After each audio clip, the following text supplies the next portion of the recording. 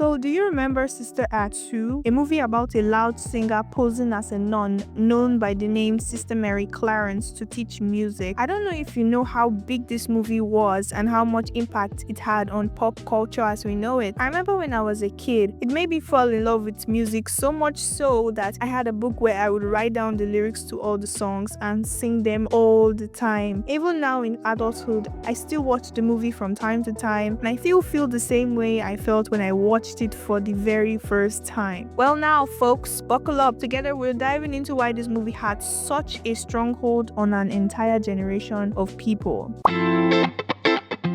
Dolores, now a headliner of her own show in Los Angeles, is visited by sisters Mary Robert, Mary Patrick, and Mary Lazarus. They explain that they've been working in the same high school Dolores attended in San Francisco and convince her to return with them. After talking with the Reverend Mother, she reluctantly agrees to resume her identity as Sister Mary Clarence. You see, the high school is actually on the brink of closing down, so as a result, the vibe is just as everyone is just waiting for the inevitable to happen. The sisters introduce Dolores to the other school staff, including the humble school principal, Father Maurice. I like Father Maurice. He's such a cool guy. And the school administrator, Mr. Crisp, who is eager to close the school so he can be rewarded with early retirement. I'm telling you, man, this man got on my nerves as a kid. In her first class, Dolores finds out that the students don't take the class seriously and expect an easy A grade. Yeah, crazy. The students plan to discourage Dolores from teaching them by putting glue in her chair. I remember when I watched it for the first time, it was so brutal. They were laughing at her. Pure evil, I tell you. Dolores is determined to make the most out of the short time they have left before closing. Orders them to be more disciplined. I would give a lot of kudos to Dolores here because it couldn't be me.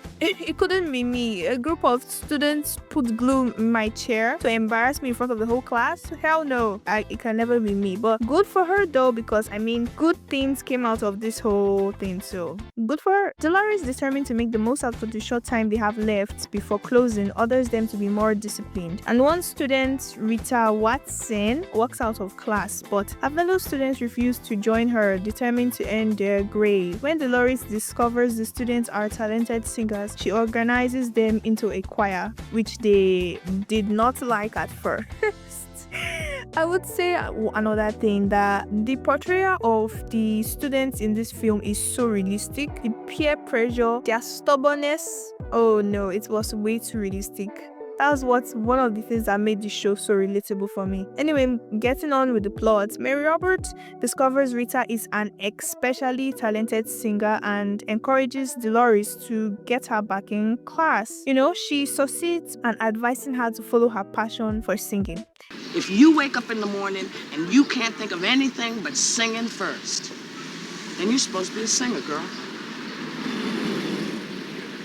You know, in this kind of movies, I tend to not relate to the part where they will just tell a character, oh, you know, if you wake up in the morning, if you still think of singing when you wake up in the morning, then, you know, go for it. I'm like, what if it is a psychopath and they think of when they wake up in the morning? Okay, so the students and staff renovate the school's old music room and begin practicing in earnest. They gain confidence by performing a rousing rendition of Oh Happy Day at a school assembly. While cleaning the music room one day, Mary Robert and Mary Patrick and Mary Lazarus discover old trophies that indicate the school was once renowned for its choir. They guess that the school might be open if the choir wins this year's competition. Father Maurice initially objects to the plan, but changes his mind after Dolores agrees to raise the money herself and gets parental permission for each student to go. The nuns successfully raise the money needed. I want to say another thing here. All the songs in this movie so far are so good. No song has felt stale or boring so far. All the songs are just so good. Like, till now, they still hold up so high. For a film released in 1993, hello? When Rita's mom, Florence, finds she is in the choir, she forces her to quit because, you know, singing does not put food on the table. Singing does not pay the bills. On the table. Singing does not pay the bills. Singing is no guarantee to a future. So apparently Rita's father died while failing to become a musician, and Rita unhappily complies. I mean, she did not have any choice in the matter. But on the eve of the competition, she decides to forge her mother's signature on her consent form so she can go. Meanwhile, Mr. Crisp discovers Dolores' true identity and travels with the brothers to pull the choir from the competition. My own with Mr. Crisp is that, okay, fine, you found out that she lied, she's faking her identity, and she's not who she says she is. But why would you want to, I don't know, pull them out of the competition? It's something that would, I mean, at the end of the day, he's working for his own best interest. At the end of the day, he wants a good retirement paycheck. So, you know.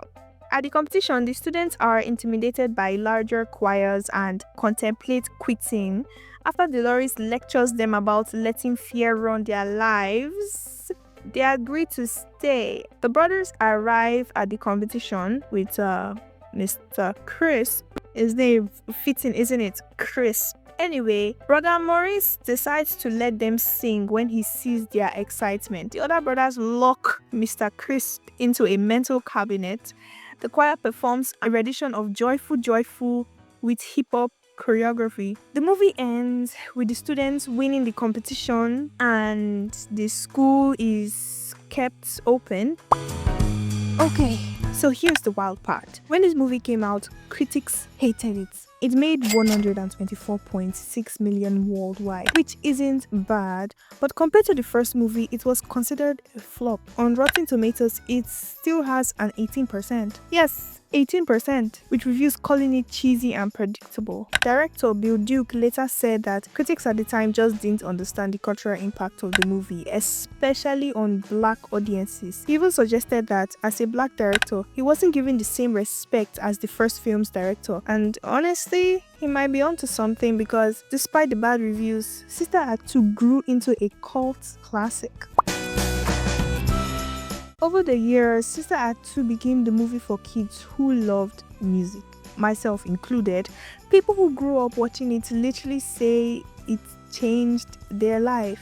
Even huge artists today credit this film for inspiring them. Lauryn Hill's performance is legendary. This movie actually led to Michael Jackson offering her a solo record deal, which she turned down because she was still in the Fugees at the time. And Jennifer Hudson has said that Whoopi Goldberg and this movie inspired her music career. Harry Styles has mentioned that Ryan Tobey's performance, Oh Happy Day, made him want to pursue music. Then Katy Perry once said this movie was the only secular music she was allowed to listen to as a kid. Lizzo even did a tribute performance at the MTV Music and TV Awards. This just goes to say that it's not just individual artists. This movie helped bring gospel and hip-hop influenced music into the mainstream. Some say it even paved the way for shows like Glee and movies like Joyful Noise. In Japan, it literally inspired real gospel choirs to form, even among people who weren't Christian. That's how powerful this movie was. It's been 30 years and people still talk about this movie.